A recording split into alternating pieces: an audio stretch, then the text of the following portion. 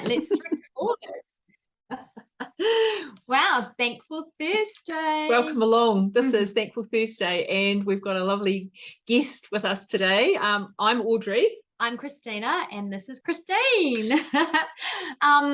And yeah, we're so pleased to have Christine with us. So I've known Christine, I think, winding back a few years in yoga through the Anusara community. Christine's a certified Anusara yoga teacher, and I think you've been teaching for over 30 years now. And I reconnected with Christine, about 6 months ago, maybe a bit longer. I think at the end of last year. Yeah, when you were offering some theming teaching, and I was like, yes, I want to reconnect to Anusara. And then that was so beautiful that I got into mentoring with Christine, and I do a Saturday morning class. So I call you my yoga teacher. You are my yoga teacher. Yay! Yay! It's fantastic. Yeah. So we'd like to find out a little bit more about you, Christine. So, what's your sort of yoga story? Where did you start, and what prompted you to get into yoga? I guess it probably started actually in 1973, which is much longer ago than 30 years. I remember it because the year my daughter was born, and a friend took me along to an Aikido yoga class. And I still remember being in a shoulder stand, a completely unsupported shoulder stand, and something happening in my body that I couldn't name. It's just something that happened through my spine. But I had a newborn baby, and she was sitting, off to the side there in the yoga room. Yeah. And so I didn't do any more yoga again until about 10 years later. And in the meantime, I had tried dance, and I'd done kung fu and a few other physical things, but I was at art school, and I think it was my last year at art school, and a friend said, oh, there's this yoga class, there's this yoga studio down the road. Let's go. So I thought, okay, let's give it a go. And I was just hooked straight away, absolutely hooked. My friend lasted a few classes, and then she left. Okay. But I stayed. Yeah. And it didn't take me long.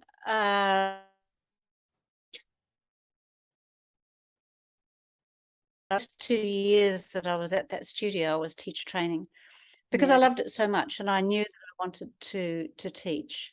It was an Iyengar school. Okay.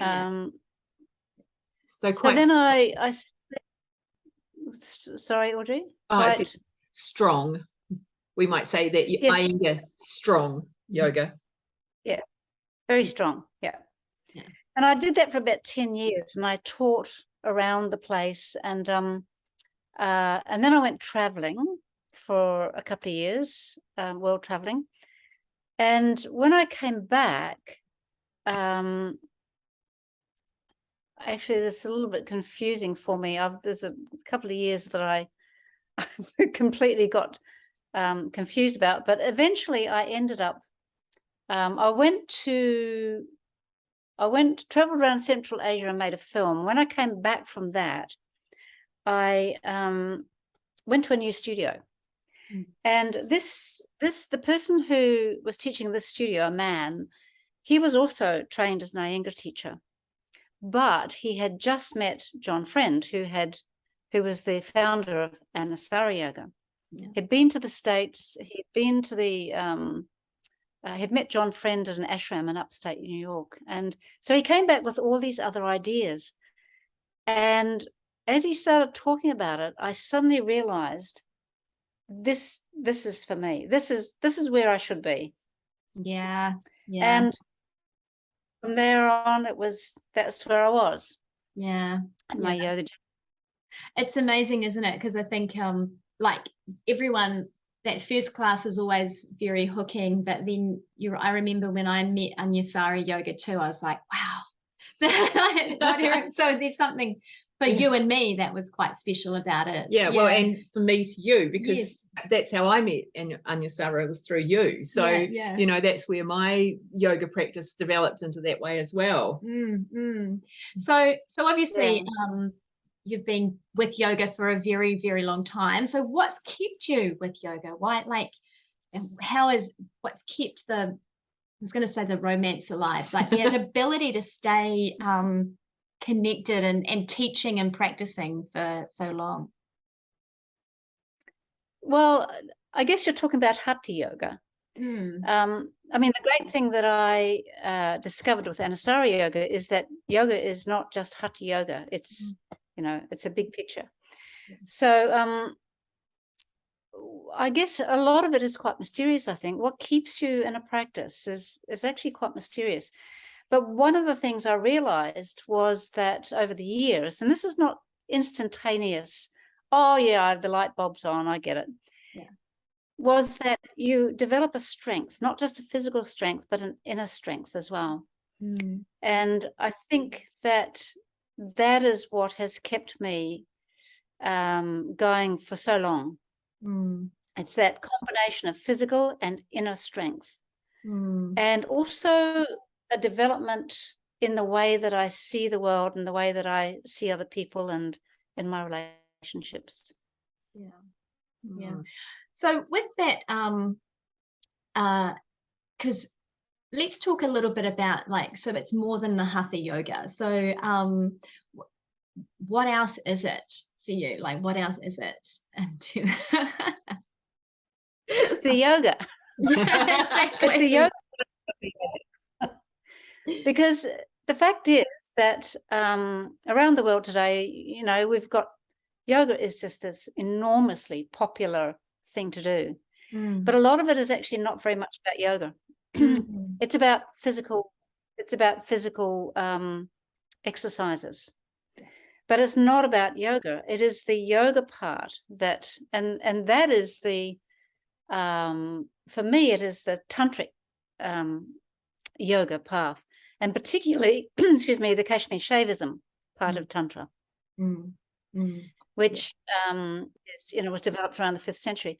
So it's that, and my teacher has described this as almost like a psychology, which is why I think this inner strength has developed so beautifully, because once I started focusing on that yoga part of hatha yoga, then I think that's what makes us strong inside and able to approach life in a way that's more accepting, but also just more powerful in a way. Yeah. So we really really talk about it in terms of a transformation of your life as you develop your yoga practice from all parts of it, so not just the asana. And so, you know, obviously it's not, like you said, a light bulb moment, but you do have the opportunity to reflect. And, you know, what are some of ways that you feel that your life has transformed by practicing in this way?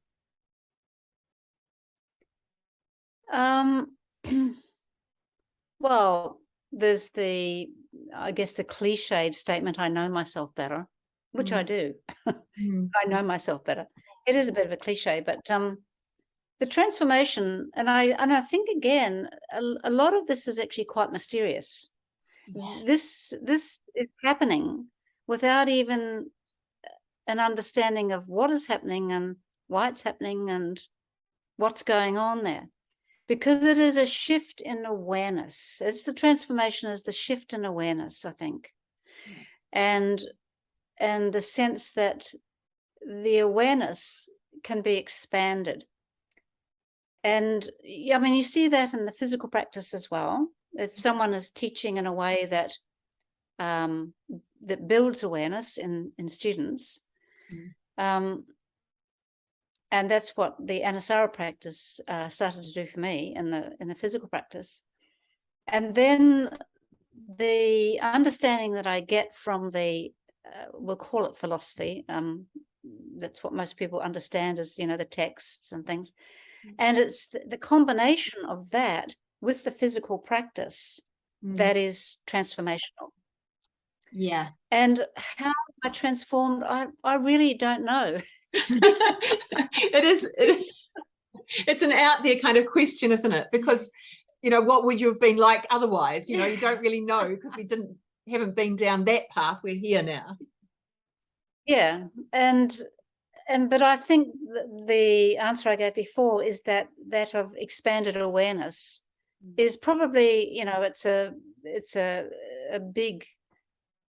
it's a small answer to a big thing. But expanded awareness takes in relationships, it takes in the natural world, it takes in the family dynamics, it takes in how you eat, it takes in so much. Yeah.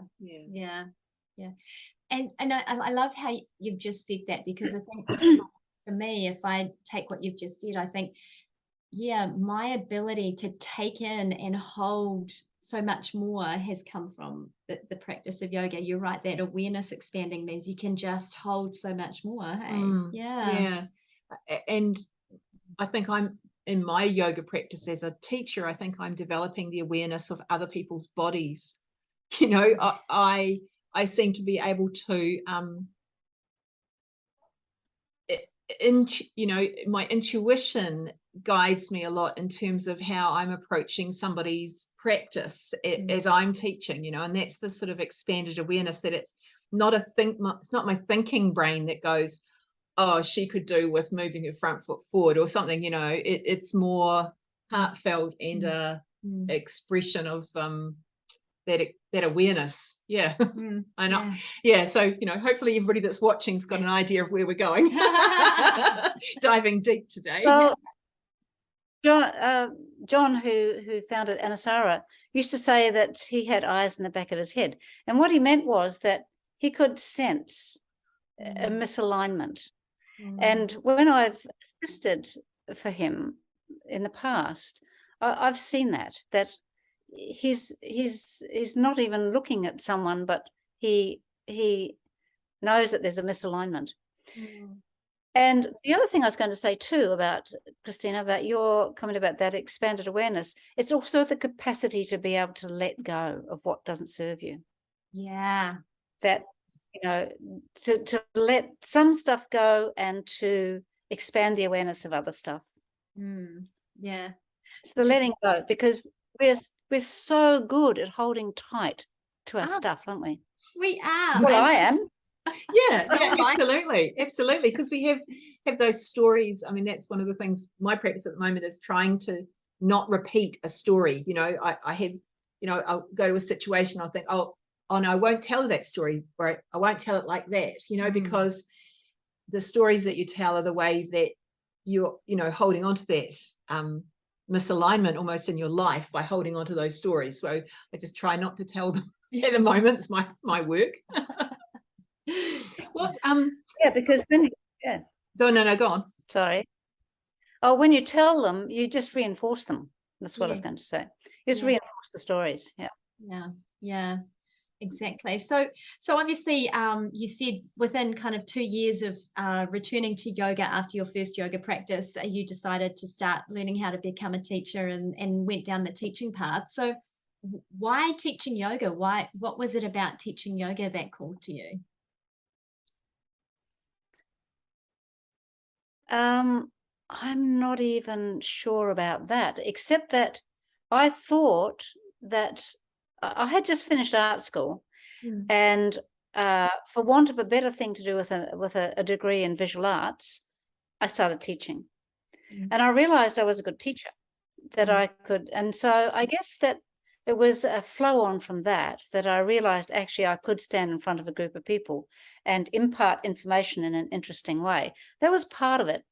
But another part, which I think is deeper, is that I felt so good, so really good in my practice, that I had this desire, I suppose, to to give people the opportunity to feel good in themselves as well.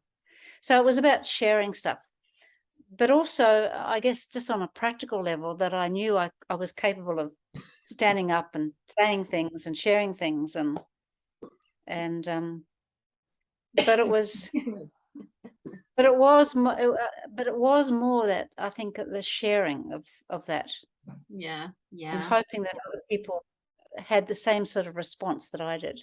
Yes. But then I learned to let that go as well. Eventually, it didn't matter whether they had the same response as me or not. It was their choice, not mine. Exactly. And their journey too, right? Because, you know, sometimes the yoga practice makes you feel good and sometimes it doesn't, you know, as well. Like this, that, yeah. And yeah, etc. So how is it your practice evolved over the years? Because obviously you started with Iyengar and in that hatha practice, and then have kind of, you've organized a study group with your teacher Carlos Permeda, which is really about going into the texts, a particular text at the moment. So how has your practice evolved over the years? Excuse me, I'm just going to have to get a glass of water. Absolutely. Oh dear. Go on. One of the things that happens, I think, is that practice can stay strong but get softer. Yeah. That's one of the things. When I was practicing Iyengar yoga, I was strong. I was physically strong, but I wasn't necessarily quiet and soft inside.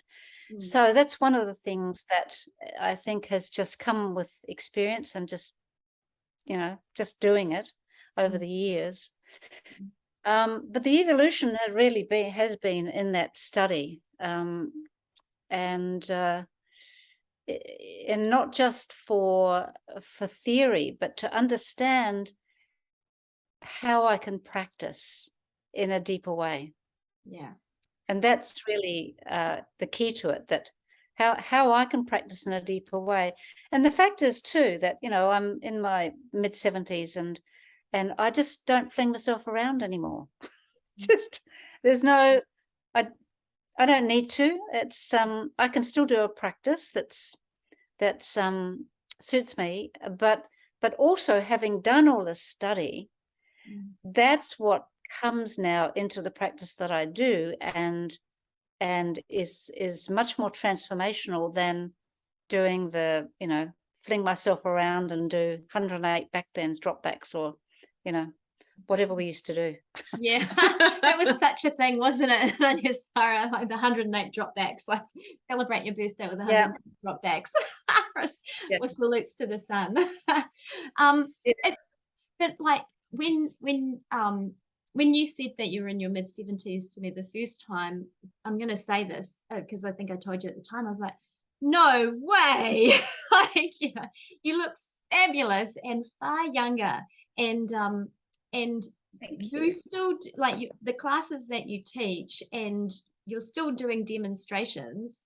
They're still really strong poses that you're teaching. Like this morning was mermaid, Oh, okay, right. It's still a strong practice.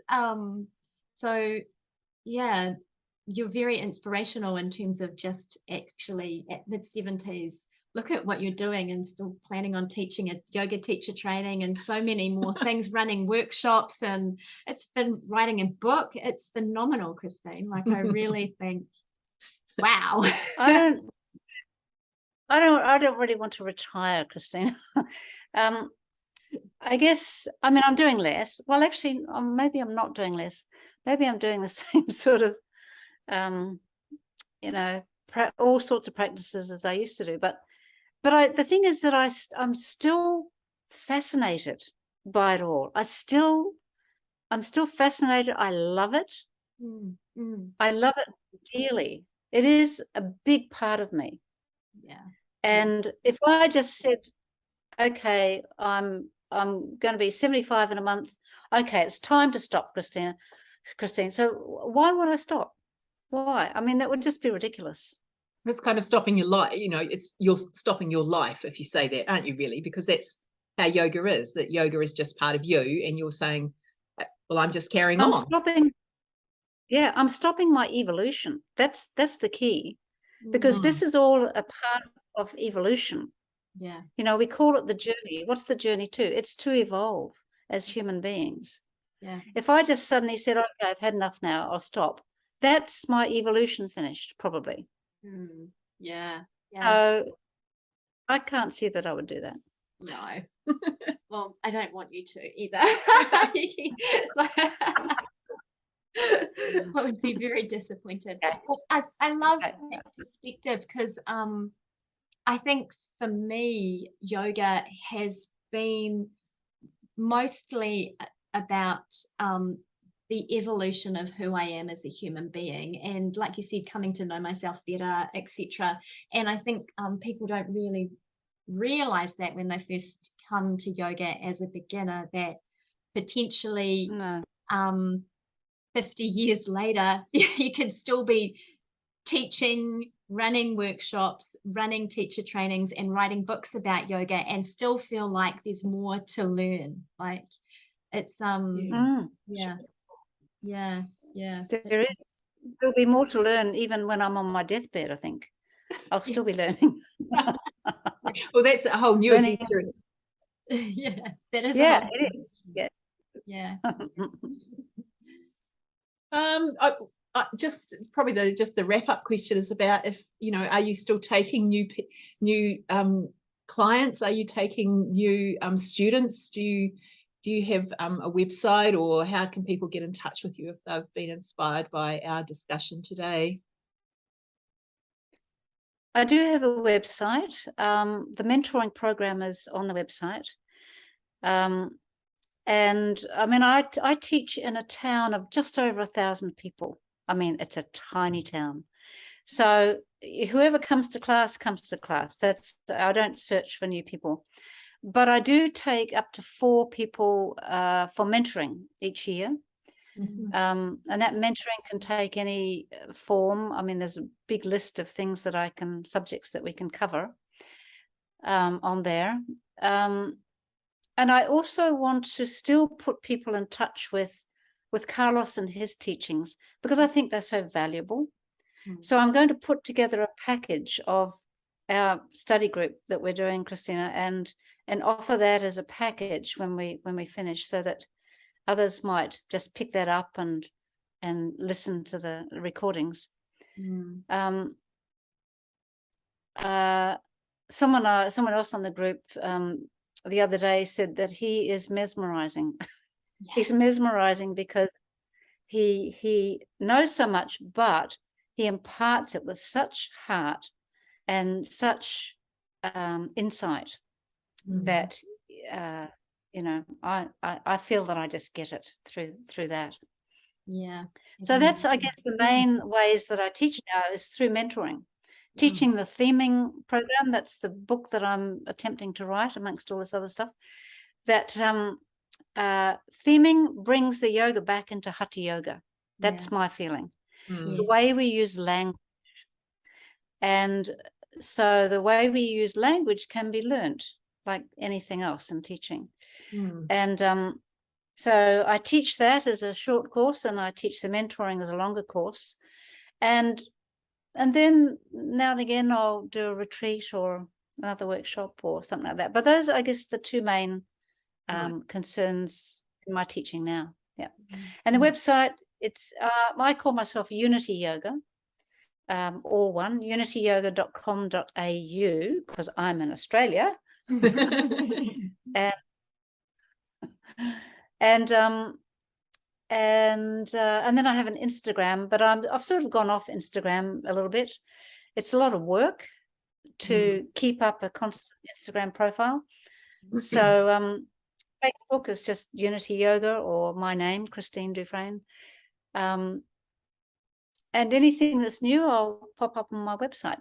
Lovely. Yeah. Yay. Yeah. And I have done Christine's theming mentoring, and it's fabulous, and I am very much looking forward to when the book comes out, because I will be buying it. And I'm currently doing the mentoring with Christine, and absolutely fabulous again. Like I think your knowledge and ability to break things down is just phenomenal, Christine. And I've noticed that my practice and my teaching has changed and transformed in the short time that we've been working together. So, which is really great. Fabulous.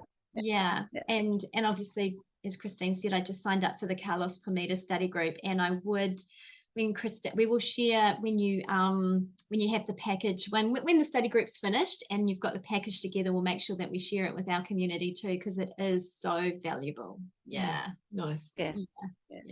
Absolutely. So unityyoga.com.au. Perfect. Yeah. Well, thank you so much for your time today, and thank you so much for joining us. We really love learning everything about what you've just had to say. Yeah. Thank you so much. Nice to meet you. you. Lovely to meet you. It's gorgeous to meet you too. I mean, I've met Christine already. Too, Audrey. Thank you very much. Namaste. Namaste. Thank you. Take care. Yeah. All right.